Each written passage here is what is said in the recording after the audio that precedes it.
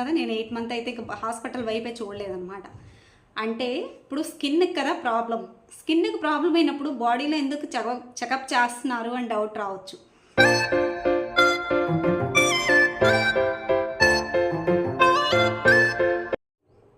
Hi, hello, నమస్తే friends, welcome back to our channel VR tailors. ఎలా ఉన్నారు friends? అందరూ బాగున్నారని అనుకుంటున్నాను. మీకు నిన్నటి వీడియోలో చెప్పాను కదా, మీకు 1 వీక్ అయితే పిగ్మెంటేషన్ గురించి సిరీస్ లాగా వీడియోస్ చేస్తాను అనేసి. అలానే కటింగ్ స్టిచ్చింగ్ కూడా ఆగవండి, మీకు కటింగ్ స్టిచ్చింగ్ గురించి ఒక వీడియో వస్తుంది. అలాగే ఇలాగే ఇన్ఫర్మేషన్ పిగ్మెంటేషన్ ఓన్లీ ఈ వీక్ మొత్తం పిగ్మెంటేషన్ గురించి ఇన్ఫర్మేషన్ వీడియో అయితే డైలీ ఒకటి, అంటే మీకు 2 వీడియోస్ వస్తాయి అన్నమాట ఈ వారం మొత్తంలో. నాకు వర్క్ చాలా ఉందండి, స్టిచ్ చేయాల్సినవన్నీ కూడా మ్యారేజ్ బట్టలు అలా వర్క్ చాలా ఉంది. అయినా కూడా మీకు నేను సిరీస్ లాగా చేద్దాము, దీని గురించి సఫర్ అయ్యే వాళ్ళకి నాకు తెలిసిన నాలెడ్జి మీతో షేర్ చేసుకుంటే మీలో ఎంతో కొంత ఒక్కరికైనా యూజ్ అవుతుంది అనేసి నేను ఇలా ప్లాన్ చేసి చేస్తున్నాను. నేను ఇన్ఫర్మేషన్ ఇచ్చాను.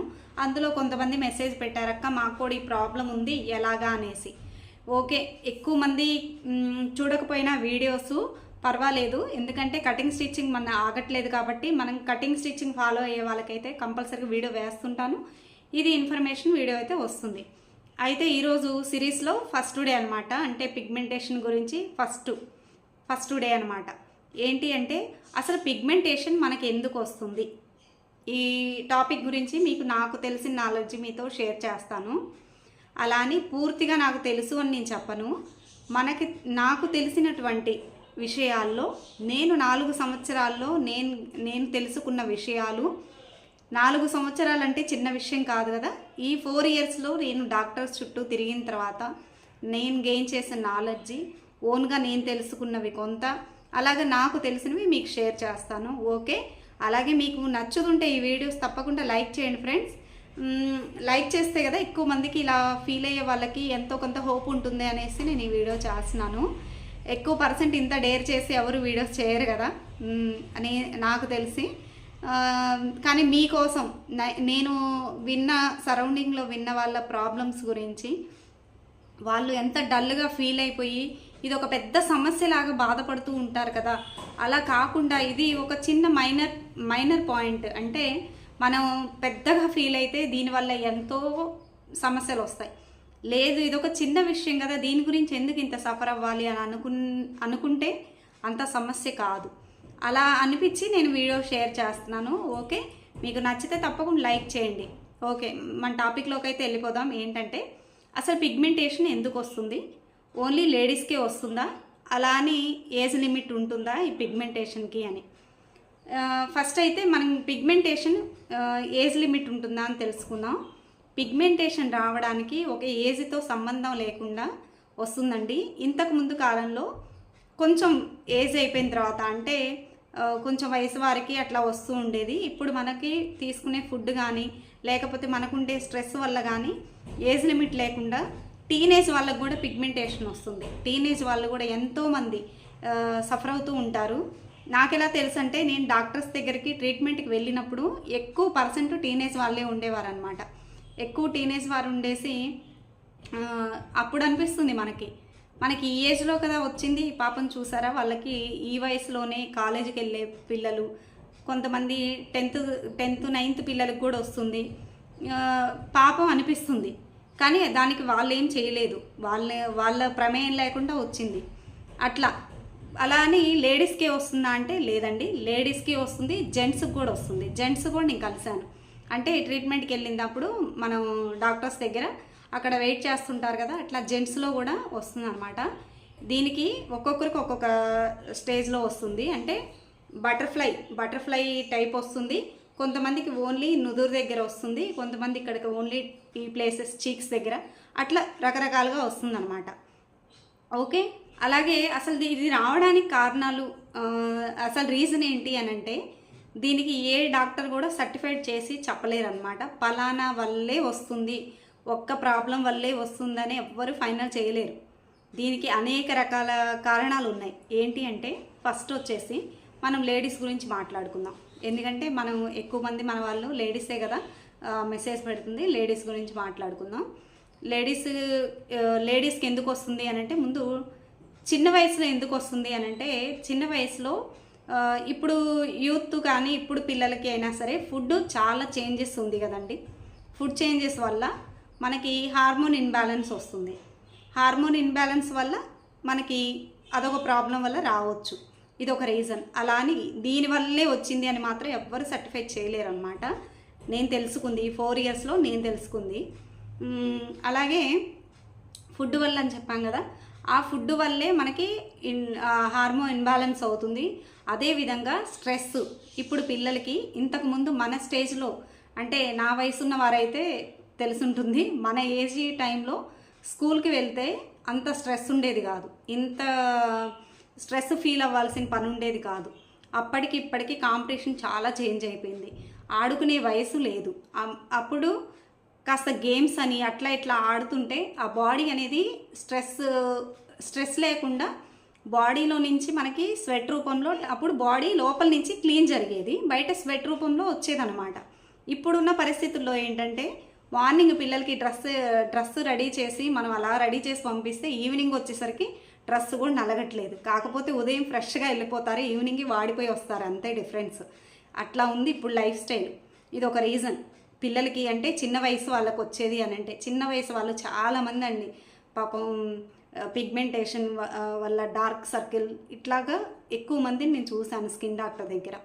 అలాగే టీనేజ్ వాళ్ళు అయిపోయింది. తర్వాత లేడీస్ కంటే ప్రెగ్నెన్సీ టైంలో మనకి మెడిసిన్స్ ఇస్తారు కదా, ప్రెగ్నెన్సీ టైంలో మెడిసిన్స్ వాడడం వల్ల కూడా పిగ్మెంటేషన్ వస్తుంది. ఎందుకంటే ఆ మెడిసిన్ వల్ల హార్మోన్ ఇన్బ్యాలెన్స్ వచ్చేసి పిగ్మెంటేషన్ వస్తుంది. మ్యాక్సిమం ప్రెగ్నెంట్ టైంలో వచ్చింది అయితే నెక్స్ట్ డెలివరీ అయిన తర్వాత మళ్ళీ ఒక 1 year 2 years హార్మోన్ ఇన్బ్యాలెన్స్ అనేది మళ్ళీ బ్యాలెన్స్కి వచ్చిన తర్వాత వాళ్ళకి క్యూర్ అవుతుందన్నమాట ఆ ఏజ్లో అయితే. తర్వాత ఇంకొంచెం ఏజ్ పరంగా 30+ అట్లా అయిన వారికైతే హార్మోన్ ఇన్బ్యాలెన్స్ అయ్యి ఉండొచ్చు. డాక్టర్స్ ఇన్ని రకాలు మనల్ని డౌట్స్ అడుగుతారనమాట. ఫస్ట్ మీకు పీరియడ్స్ రెగ్యులర్ వస్తున్నాయా, తర్వాత థైరాయిడ్ ఉందా, తర్వాత పీసీఓడి పీసీఓఎస్ ఇలాంటివి ఉందా, ఇవన్నీ కూడా అసలు స్కిన్కి ఏంటి రిలేటెడ్ అని మనకి డౌట్ వస్తుంది. కానీ అవన్నీ కూడా మనకి పిగ్మెంటేషన్ రావడానికి ఛాన్సెస్ ఉన్నాయి. అందులో ఒక్కటి ఉన్నా కూడా పిగ్మెంటేషన్ రావడానికి ఛాన్స్ అయితే ఉందన్నమాట. పక్కాగా ఈ ఒక్క ప్రాబ్లంకే వస్తుంది అని ఎవరు కన్సిడర్ చేయలేరన్నమాట. ఇవన్నీ కూడా ఛాన్సెస్ ఉంది. ఓకే, అదనమాట. ఓకే, ఆ తర్వాత ఇవన్నీ కూడా చూసుకున్న తర్వాత ఫస్ట్ బ్లడ్ టెస్ట్ బ్లడ్ తక్కువగా ఉండుంటే కూడా ఆ బ్లడ్ లోపల సర్క్యులేషన్ అనేది బాగా అవ్వకపోయినా కూడా పిగ్మెంటేషన్ వస్తుంది. ప్లస్ మనకి స్టమక్ రిలేటెడ్ ప్రాబ్లమ్స్ అంటే డైజెషన్ ప్రాబ్లము, మనకి అట్లాగే గ్యాస్ ప్రాబ్లమ్స్ ఇలా ఉంటే కూడా మనకి ఆ లోపల బాడీలో ఉన్నటువంటి బ్లడ్ సర్క్యులేషన్ కరెక్ట్గా లేక అది వచ్చేసి మనకి స్కిన్ మీద ఎఫెక్ట్ అవుతుంది. డ్రై అవ్వడం కానీ, ఇచ్చింగ్ రావడం, లేదంటే ఇలా పిగ్మెంటేషన్ రూపంలో ఇట్లా రకరకాలుగా మనకి వస్తుంది.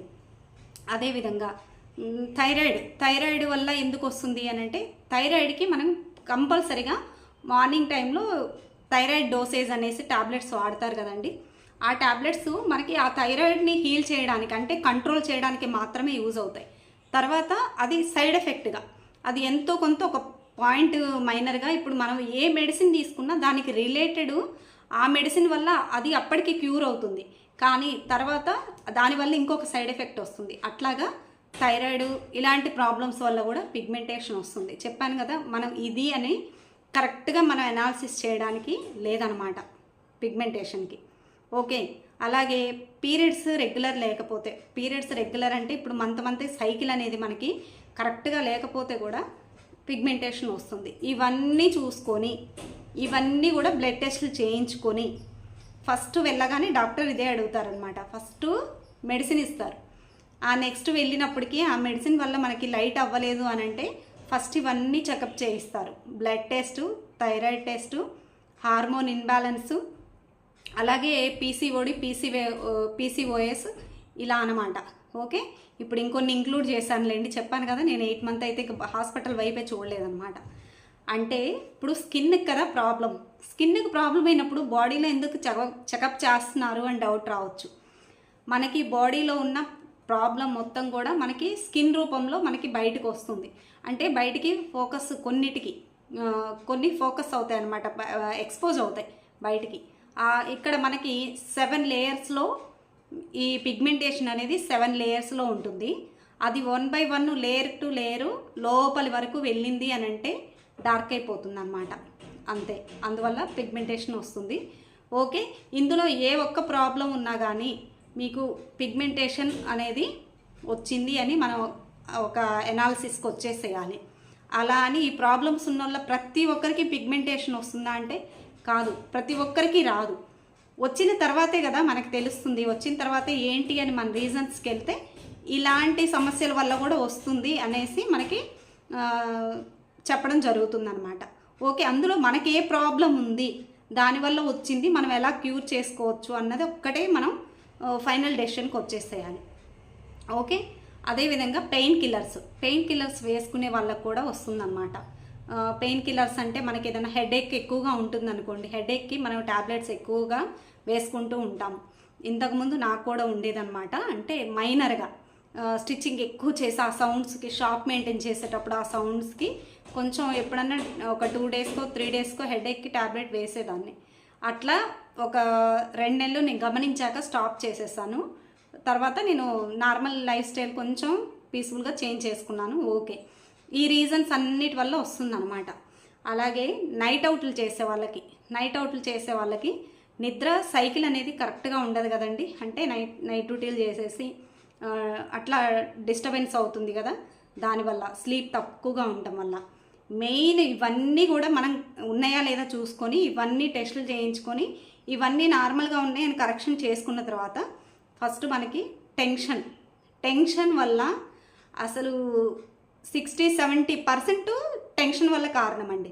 ముందు ఆ టెన్షన్ వల్ల ఏమవుతుంది, మనకి లోపల ఉన్న హార్మోన్స్ అన్నీ డిస్టర్బ్ అవుతాయి. అవి డిస్టర్బ్ అయిన తర్వాత మనకి ఈ రూపంలో స్కిన్ ఎలర్జీ, ఇరిటేట్ అవ్వడం, లేకపోతే పిగ్మెంటేషన్ రూపంలో, లేదంటే హెడేక్, ఇట్లాగా మనకి ఎక్స్పోజ్ అవుతుంది అనమాట. ఇన్ని రకాలుగా వస్తుంది. కానీ ఎక్కువ పర్సెంట్ లేడీస్లో చూస్తాం మనం.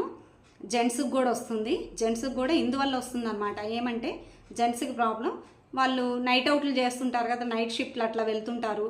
ఆ నైట్ షిఫ్ట్లు వెళ్ళిన తర్వాత వాళ్ళకి నిద్ర తక్కువ ఉండడం వల్ల ఫుడ్ అనేది బయట ఫుడ్ తినడం, అట్లా రకరకాల రీజన్స్ వల్ల వస్తుంది. చెప్పాను కదా, ఇది ఒకదాని వల్ల వస్తుంది అని మనం అస్సలు డిసైడ్ అవ్వడానికి లేదు. ఇన్ని కారణాలు ఇవన్నీ కూడా మనం చూసుకున్నా కూడా మనకి వచ్చింది అని అంటే మనం ఎట్లా రీజన్ అన్నది మనం తెలుసుకోవాల్సి ఉంటుంది. ఇప్పుడు ఇవన్నీ చెప్పాను కదా, వీటన్నిటిలో మీరు వెనక్కి చూసుకోండి. మీకు హార్మోన్ ఇన్బ్యాలెన్స్ ఉందా, లేదంటే పీరియడ్ ఇర్రెగ్యులర్ ఉందా, ఇట్లా ఇవన్నీ చూసుకున్నా కూడా మనకి ఉంది అనేసి అనంటే ఇంకా డాక్టర్ గారు చెప్తారనమాట. ఇంకేంటి వేరే అదర్ రీజన్స్ అని అంటే నా ప్రాబ్లం అయితే నాకు హార్మోన్ ఇన్బ్యాలెన్స్, పీరియడ్స్ రెగ్యులర్గా వస్తాయి, అది నో డౌట్. టెస్ట్ చేయించుకున్నాక లేదు, నార్మలే ఉంది, నాకు సైకిల్ కరెక్ట్గానే ఉంటుంది. ఇంకొకటి థైరాయిడ్ లేదు. ఇంకొకటి బ్లడ్ కూడా నార్మల్గా ఉండింది. అంతా బాగున్నా కూడా ఫస్ట్ మీరేం వర్క్ చేస్తారని అడుగుతారు. స్టిచ్చింగ్ అని చెప్తాం. స్టిచ్చింగ్ అని చెప్పిన తర్వాత స్టిచ్చింగ్ చేసినా కూడా మీరు అందరికీ రావాలని లేదు. మీరు వాటర్ ఇంటేక్ తీసుకుంటూ ఉంటారు కదా, స్టిచ్చింగ్ వల్ల కూడా పెద్ద ప్రాబ్లం కాదు. ఇక వేరే మీ మదర్కి కానీ అట్లాగా మీ జనరేషన్లో ఎవరికన్నా ఉందా అని అడుగుతారు. అన్నప్పుడు నాకైతే మా మదర్కి ఉందండి. సేమ్ నేను 7th క్లాస్ చదివేటప్పుడు మా మదర్కి ఉంది. 7 years మా మదర్కి పిగ్మెంటేషన్ ఉంది. ఆ జీన్స్ వల్ల నాకు వచ్చినాయి అని ఫైనల్గా డెసిషన్ అయితే చెప్పేశారనమాట. ఓకే, నాకున్న ప్రాబ్లం ఇదనమాట. దాని నుంచి అప్పుడు నేను 7 years అమ్మ సఫర్ అయ్యారు కదా. ఇప్పుడు మన జనరేషన్ ఏంటంటే మనం అన్ని ఇయర్స్ సఫర్ అయ్యే పని లేకుండా మనకు పూర్తిగా తగ్గిపోకపోయినా పర్వాలేదు, కానీ అది ఎక్కువ చేసుకోకుండా మనం జస్ట్ మెయింటెనెన్స్ చేసుకుంటూ వెళ్ళిపోతే మాత్రం దీనివల్ల పెద్ద ప్రాబ్లం అయితే కాదనమాట. ఓకే, అలాగే ఇంకా మా అమ్మగారి వల్ల నాకు జీన్స్ వచ్చినాయి అని చెప్పాను కదా. ఆ తర్వాత దీనికి ప్లస్ పాయింట్ ఏమైందంటే స్టిచ్చింగ్ చేసేవారు ప్రతి ఒక్కరికి పిగ్మెంటేషన్ వస్తుందా అని అంటే ప్రతి ఒక్కరికి వస్తుందని మనం చెప్పలేమండి. ప్లస్ అవుతుంది. అంటే ఇప్పుడు నాకు ఆల్రెడీ మా మదర్ జీన్స్ వల్ల నాకు వచ్చినాయి. నాకు వచ్చిన దానివల్ల కొన్ని మా మదర్ వల్ల నాకు కొన్ని వచ్చినాయి అన్నమాట జీన్స్. అంటే ఇప్పుడు నాకు బ్యాక్ పెయిన్ మొన్న ఈ మధ్య మీకు కూడా చెప్పాను, బ్యాక్ పెయిన్ కూడా వచ్చింది అనేసి. అది స్టార్టింగ్ స్టేజ్లో ఉంది కాబట్టి దానికి ఎట్లా అన్నది నేను రిలీఫ్ అనేది నేను చూసుకుంటూ రిలీఫ్ అయ్యాను.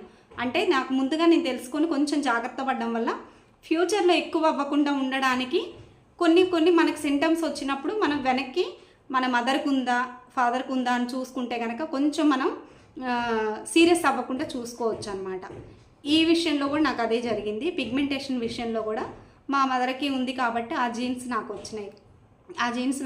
దానికి తోడు ప్లస్ అయింది ఏంటంటే స్టిచ్చింగ్ వల్లే ఎందుకు ఎక్కువ అవుతుంది అనేసానంటే, స్టిచ్చింగ్ వల్ల బాడీ హీట్ అవుతుంది.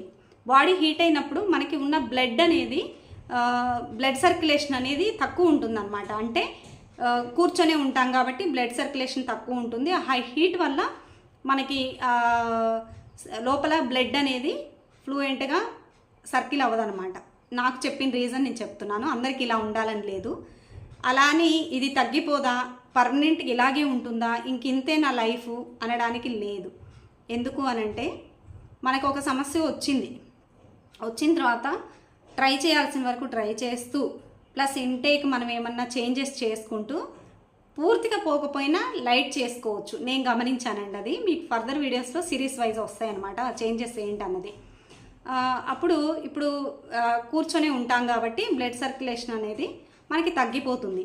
దీనివల్ల ఈ ఒక్క ప్రాబ్లమే కాదండి, బ్యాక్ పెయిన్ అయినా సరే, లేకపోతే మనకి పీరియడ్ ప్రాబ్లం, ఎంతోమంది టైలర్స్ పీరియడ్ ప్రాబ్లమ్స్ ఉంటాయి. అట్లాంటివన్నీ కూడా ఇలా కూర్చొని ఉండి మనం స్టిచ్ చేయడం వల్ల వస్తుంది. కాబట్టి దానికి అదర్గా మనం ఏం చేయాలి అని అంటే మనం వాకింగ్ చేయడము, ఇక వేరే ఏం సోర్స్ ఉన్నాయి అన్నది మనం మార్పులు చేర్పులు చేసుకుంటే ఎక్కువ సీరియస్ అవ్వకపోయినా తగ్గకపోయినా పర్లేదు, కానీ మెయింటైన్ అవుతుంది అన్నమాట. ఇది ఇంతవరకు నేను తెలుసుకున్నాను. ఇట్లా మనకి ఏజ్ లిమిట్తో పని లేకుండా పలానా రీజన్ వల్లే మనకి ఫిక్స్ అయిపోయి వస్తుంది అని అనుకోకుండా మనకి ఇలాంటి విషయాల్లో మనకి ఏముంది అంటే, మీకు ఇప్పుడు నేను చెప్పాను కదా, హార్మోన్ ఇన్బ్యాలెన్స్, థైరాయిడ్, అలాగే జెనెటిక్ రీజన్ ఒకటి, ఇట్లా మీకు ఏమేమి ఉన్నాయి అన్నది మీరు ఒక్కసారే కదండి టెస్ట్ చేయించుకుంటే మనకి అవేది ఖర్చు. ఆ ఒక్కసారి ఉన్నవాళ్ళు ఆ ఒక్కసారి అనాలిసిస్ చేసుకొని మనకి పలానా ప్రాబ్లం వల్ల మనకి ఈ ప్రాబ్లం వచ్చిందని ఒక ఫైనల్ డెసిషన్కి అయితే మనం వచ్చేయచ్చు. వచ్చిన తర్వాత ఏం చేయాలన్నది మనం ఆలోచించవచ్చు అనమాట. అలా కాకుండా ముందే మనం తెలుసుకోకుండా ఏ క్రీమ్స్ పడితే అవి క్రీమ్స్ వాడేసి అవి ఎక్కువైపోయి బాధపడి దాన్ని నాలాగా స్కిన్ డ్యామేజ్ చేసుకోకుండా ఉంటారు అని నేను ఎందుకు చేసుకున్నాను అని అంటే, ఇవన్నీ తెలుసుకొని కూడా నేను ఎక్కడ మిస్టేక్ చేశాను అన్నది మీకు ఫర్దర్ వీడియోస్లో వస్తుందన్నమాట. ఓకే, చెప్తాను.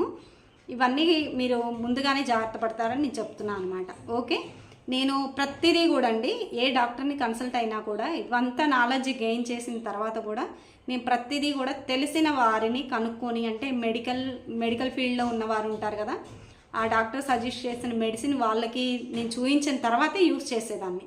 అప్పటికి కూడా నాకు రియాక్షన్ అయింది. ఆ చిన్న మిస్టేక్ వల్ల ఏంటన్నది చెప్తాను. ఓకే, ఇదనమాట. మనం ఫస్ట్ డే అయితే అసలు పిగ్మెంటేషన్ రావడానికి కారణం నాకు తెలిసినటువంటి విషయాలు మీతో షేర్ చేసుకున్నాను.